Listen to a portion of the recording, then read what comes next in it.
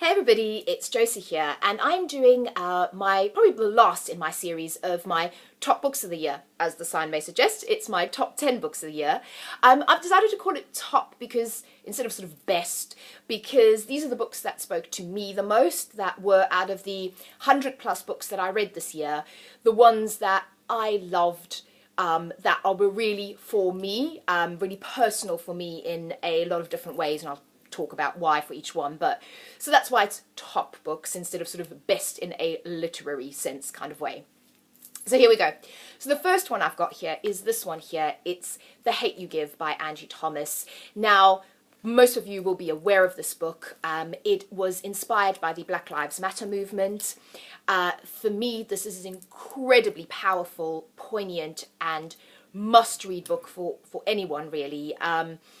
It will open your eyes to what is happening today in the States still, and in other many countries around the world. I think it's an interesting commentary on stop and search as well. So the story is around Star, our protagonist. She is at a party one night, and she leaves with her cousin in a car. He's driving. They are stopped randomly by the police. They didn't do anything. And the police officer ends up killing her cousin, and it talks about the aftermath of that for her personally and her family, but also the community. And this is heartbreaking. This is one of the books that made me cry. I don't cry easily, but this made me cry. It is gut-wrenching to read. It made me angry, but also, like I said, incredibly important and incredibly powerful. There's also a film, so I would suggest watching the film, reading the book. Adult, young adult. This is young adult, but definitely one that everyone should be reading, in my opinion.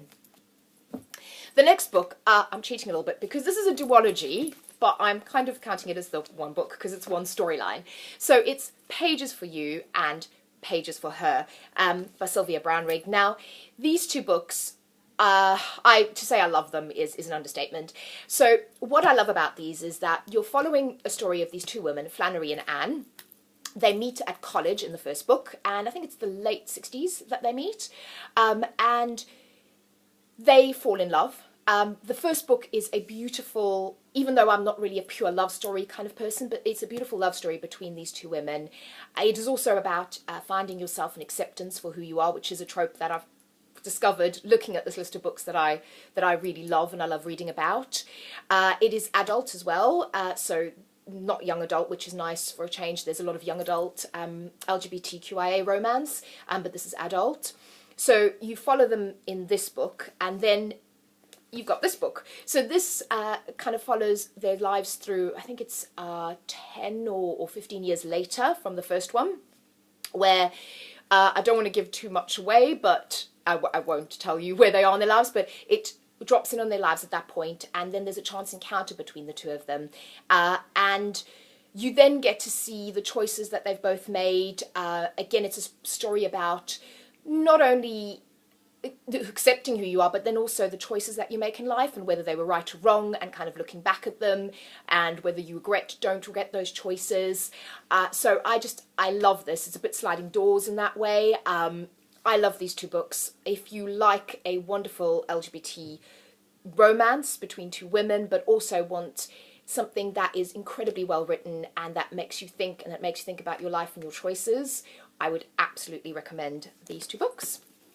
And the next one that I would absolutely recommend is this one over here, The Power by Naomi Alderman. I know there are some mixed reviews on this, so some people didn't like it, some people did. I'm in the did camp. So the premise of this one is that women have gained a power. It's kind of like electricity in their fingers, and they can kill with this power. And men are now very afraid of women, and women kind of hold the power in society. Which I think is a great concept. I am a feminist. I love that as a concept. But it also then goes into that question of, when you hold power, what do you do with it? And if power was in the hands of women, for example, would the world be any different? It's a really interesting commentary. I do have issues with it, don't get me wrong, there are issues. But overall, as a book and as a story, I really enjoyed it. I enjoyed reading it. I thought the premise at the time when I read this, I know there's a lot of similar books out now, which again I like, but I thought that was quite fresh as a premise, so I really enjoyed it. And Disobedience, actually, which this book made me pick up Naomi Alderman's other book. Disobedience is excellent as well. So shout out to that one. And that one's been made into a film. I think Hollywood, this one should be made into a film as well. So, just a suggestion. Then the next book, again, this is cheating a little bit. I've only got the one book here, but it's actually part of a trilogy. And it's A Darker Shade of Magic by V.E. Schwab. Most of you will know what this is about. It's a very popular series on BookTube, but if you don't, it centres on a magician called Cal. And you've got these alternate versions of London, which I really like. So he lives in Red London, where magic is flourishing. Then you have Grey London, you have White London, and you have Black London. And Black London, I guess, was kind of consumed by magic. Grey London has no magic at all, and in White London they're looking to harness and kind of, yeah, the ruling family of White London aren't that great. And he can kind of travel between these Londons. It is a great story, it's fun. I read all 3 books very quickly. It's my favourite fantasy for the year. It has great LGBTQIA representation as well. The Rai, the prince of this kingdom, has a fantastic love story with another man who's a captain of like a fleet. There's a wonderful magic tournament in this as well. I can't remember if it's the 2nd or the 3rd book, which I really loved. It kind of reminded me of sort of Harry Potter a little bit, but only an adult version. These are adult books, and this is my favourite adult fantasy that I've read for quite a long time, so I would highly recommend it. And V.E. Schwab's writing is just beautiful. Then another book that I would highly recommend is Girls on Fire. This might actually classify as my favourite book of the year. So the story is really about 2 girls and their friendship, but it is dark, it is obsessive, it is about love and friendship and where those boundaries are. It is intense. This is not a YA book, this is an adult book, even though the characters are at school. It's brutal, it's about lies, it's about acceptance of who we are, seeing ourselves for who we are, seeing others for who they are. It is exactly the kind of book I like. I love intense, kind of dark, deep friendships between women. I love reading about those. This book surprised me because I hadn't heard anybody talking about it, and I absolutely loved it. If you can handle it, again, it's one that made me cry, it's one that made me gasp. It is fantastic. I absolutely recommend this book. The cover is terrible. The book is fantastic. Read it. The next book is The Animators. Again, this is one I hadn't heard anything about. It's about your 2 main characters. They are animators. They make animated films, which I thought was a lovely concept. But again, it's a book that charts their friendship from they met at college through their lives. You have up and downs, you have things I didn't expect to happen in the book, and it is, it's a book about love and friendship, and acceptance and being who you are, and the things we try to conceal, the things we put out in the world, the people we try to be versus the people we are. A lot of these books have that in common, and it's something that I love. But this surprised me and delighted me, and I love this, and I love Mel on the cover here. She is kind of a butch, queer-looking woman on a cover of a book. Not something you see often. Love this book. Another book that I love is this one over here, The 7 Husbands of Evelyn Hugo. Yes, I am on this train. I have bought a ticket. I have bought into the hype.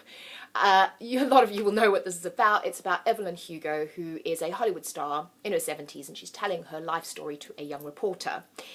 And again, this book is about being who you are. It's about friendship. It's about love. It's wonderfully queer. It's about accepting who you are and actually having the courage to show that true self to the world. Obviously something I love. It is a fantastic book. It is a strong female character. I loved her character, and I would absolutely recommend this to anyone. The next one I have is a YA book, and it's Radio Silence. And essentially this book, again, is about friendship. It's about the strength of friendship to get you through. Also about finding who you are, about standing up to your family, and about preconceptions and ideas of who you should be versus who you are, which I loved. The writing is great, the friendship is wonderful, and if you like that kind of book, I would highly recommend Radio Silence. Down to the last 2. So the second last book here is The Miseducation of Cameron Post. I have raved about this book. I love this version, over and over again, and I cannot say it enough. It's about Cameron Post, who falls in love with her best friend, and her best friend's a girl, who she's discovered, or they are discovered, and Cameron Post is sent off to gay conversion camp. Incredibly difficult to read in parts, again a bit like The Hate U Give, incredibly necessary because this is happening in the world out there right now. Gay conversion is horrendous and should be stopped, but it is a reality. This is incredibly well written, incredibly powerful, again made me cry, and a film as well of this. Watch the film. Desiree Akhavan did a wonderful job. Read the book. It is beautiful. And the last book I'm going to talk about is this one here. It's Valencia by Michelle Thier. This is kind of like a memoir, but not. So it's sort of based on the author's life. It's set in the 90s, which I love. Kind of 90s lesbian dyke culture in San Francisco. She has a crazy array of girlfriends and friends, and it's fun, and it will make you go in some places. I loved it. I love her writing. She is kind of a lesbian icon, and no list of books would be complete without this, I think. So I loved it. Those are my books of the year, my top reads. I hope you enjoyed that. I hope some of them are yours. Let me know what you think of them, and yeah, enjoy your reading, and here's to 2019. Bye.